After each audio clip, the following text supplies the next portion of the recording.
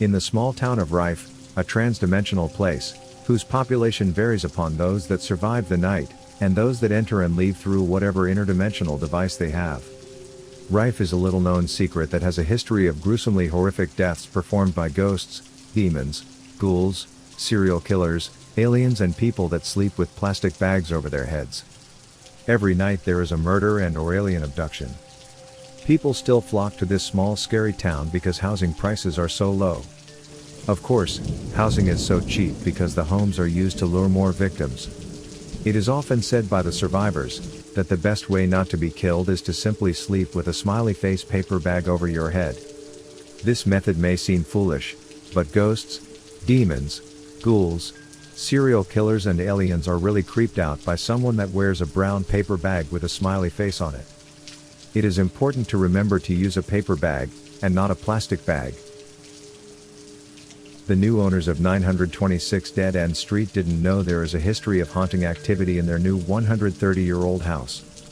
They were just happy to find a place they could afford.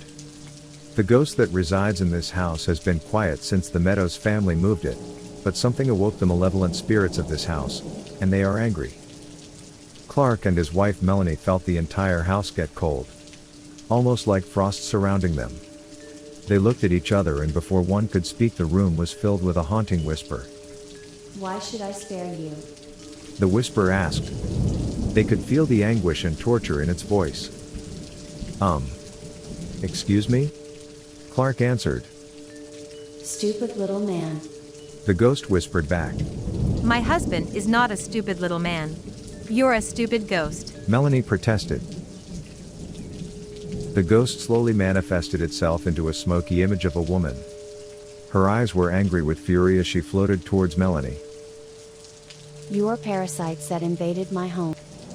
Melanie dialed 911 and reported an angry ghost in their house. She was transferred to a recorded message. 1. Remain calm. It's important to stay composed and avoid panicking. Fear and anxiety can potentially escalate the situation. Keep a clear mind to assess the situation objectively. 2. Seek professional help. Consider reaching out to professionals who specialize in dealing with paranormal activity, such as paranormal investigators, psychics, or experienced spiritual advisors. They can provide guidance and assistance in understanding and resolving the issue. 3. Set boundaries. If you believe the ghost is causing harm or disturbing your peace, firmly but respectfully communicate your boundaries. Sometimes, simply asserting your presence and telling the spirit to leave can be effective. Be confident and assertive while maintaining a respectful tone. 4.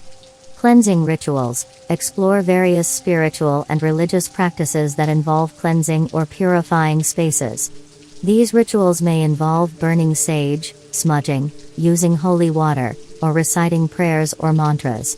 While their effectiveness varies from person to person, they can create a sense of peace and security. 5. Create a positive environment. Ghosts are often associated with negative energy. Focus on creating a positive and harmonious atmosphere in your living space. This can include playing soothing music, practicing meditation or mindfulness, and surrounding yourself with things that bring you joy and positivity. 6. Consult with your community. Share your experiences with trusted friends, family, or members of your religious or spiritual community. They may have helpful insights, experiences, or suggestions to assist you in dealing with the situation. Remember that every situation is unique, and these suggestions may not guarantee immediate results. It's important to prioritize your safety and well-being. If the situation becomes overwhelming or dangerous, consider finding alternative living arrangements or contacting local authorities for assistance. "What did they say?" asks her husband. "A lot of things," she answered. "None of which can help us now." "Let me try talking to her," he said. "Why are you still here, and why haven't you passed to the other side?" "The other side?"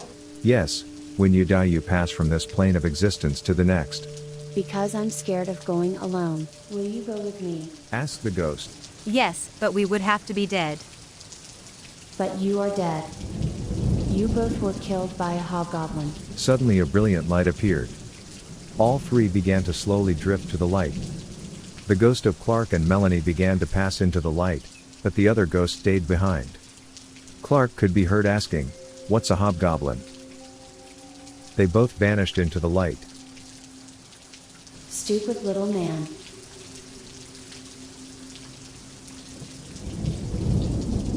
For more stories like this one, please like and click subscribe.